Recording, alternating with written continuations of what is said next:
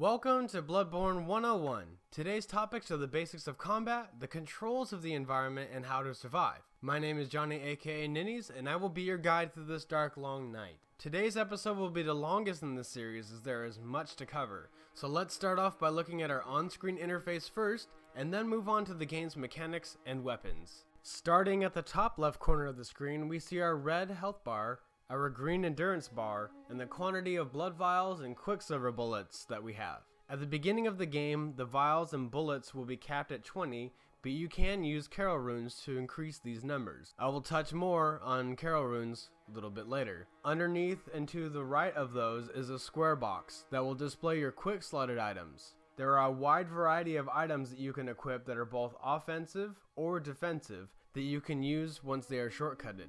You can have up to 6 slotted and cycle through them by pressing down on the D-pad. On the top right, we have our blood echoes and our insight. The top is the blood echoes. These are your all-around currency, from buying items, leveling up, unlocking chalice dungeons, and even upgrading your weapons. If it is your first playthrough, you will undoubtedly lose some through multiple deaths, because if you die once and fail to recover your blood echoes, they will be lost. Insight is a secondary currency that you can purchase special items and armor at the Bath Messengers just outside of the mansion in the Hunter's Dream, but it's important to know that you cannot level up until you have obtained your first insight. Getting into the controls, it may feel odd that your weapons attacks are the bumpers and the triggers of your controller, and it may take a little bit to get used to these controls if this is your first game. With the exception of L1, you have 3 main attacks. R1 is your weapon's light attack, R2 is your heavy attack, and L2 is your offhand or your blood attack.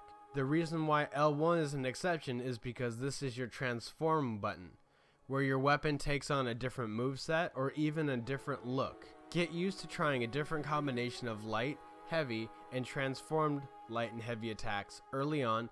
That way you can judge the speed and range of your weapons. It is also worth mentioning that you can transform your weapon mid-attack for both damage and utility. But don't be fooled. There is plenty of diversity between what you're doing when you execute an attack. For example, a regular light attack with the R1 bumper will not be the same if you are dodging, running, backstepping, or quick running before pressing the bumper to attack. Continuing on with combat, let's talk about your sidearm, your L2 button. During the game, the stat Blood Tinge, in reference to your guns, won't really be doing much damage. Their utility is instead what is important. The pistol or blunderbuss options you have when you reach the Hunter's Dream for the first time are mainly used for parries and ripostes.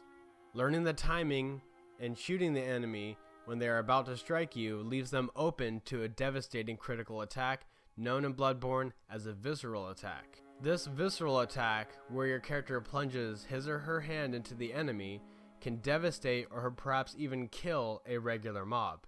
When the parry is performed correctly, you will hear a noise as well as see the enemy stagger, leaving about a 3-second window to perform a light attack at close range.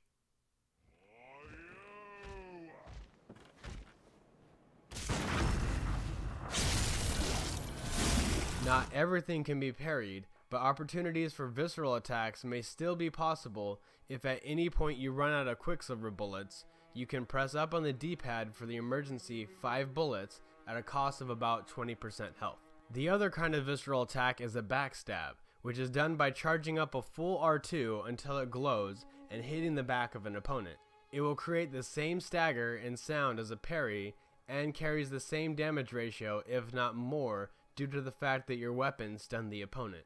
Most bosses in this game will also give you a window for a visceral attack. Some are by parrying, some are with backstabs, or some are even by repeatedly attacking weak spots on that enemy. While in the game's first area, Central Yarnum, take your time getting accustomed to these features until you are ready to take on the game's real challenges, the boss fight. During this guide, I will let you know which bosses you can parry and which are stunned into visceral attacks. The last topic about combat is undoubtedly one of the most important.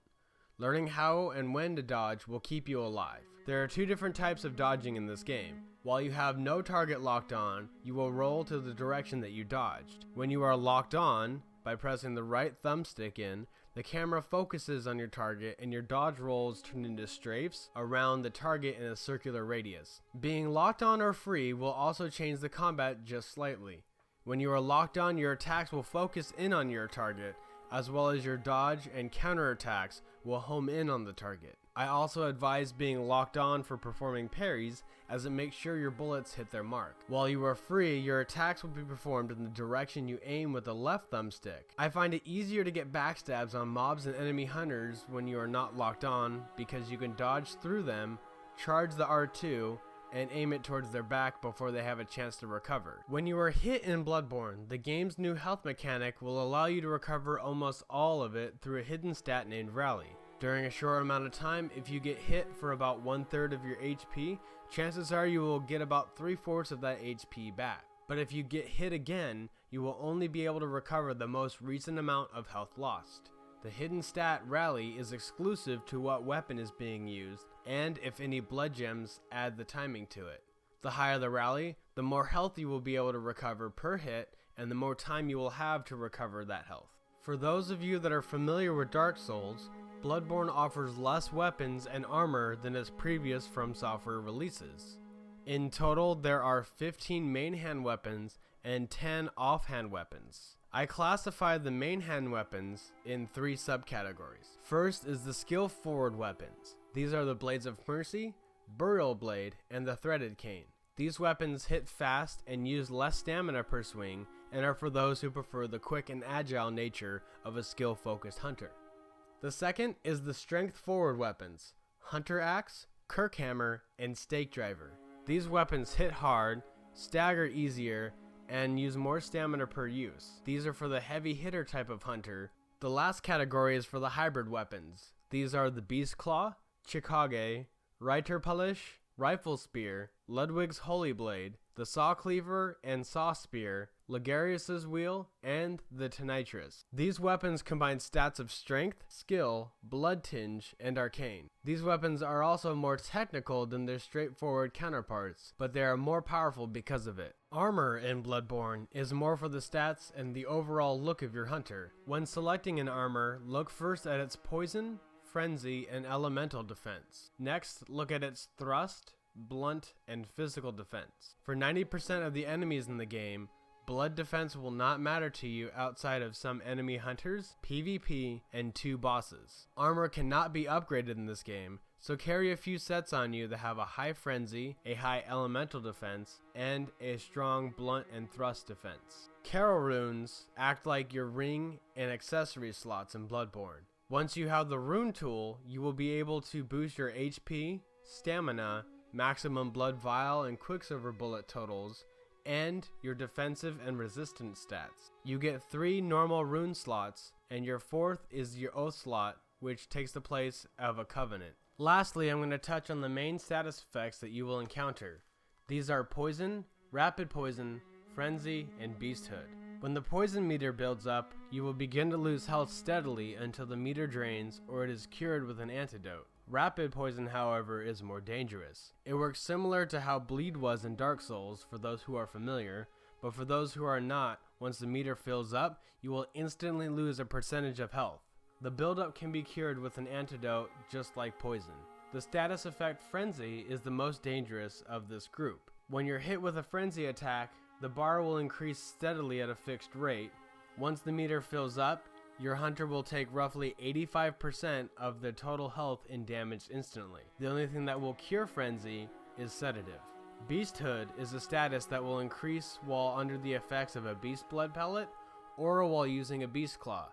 As the meter increases, your damage output will also increase while your defense will decrease. That wraps it up for the basics of Bloodborne. The next set of episodes will cover key item, oath, NPC quests, and of course all of the boss fights. I warn you, spoilers are ahead, but I will try to keep the mystery to the rest of the game.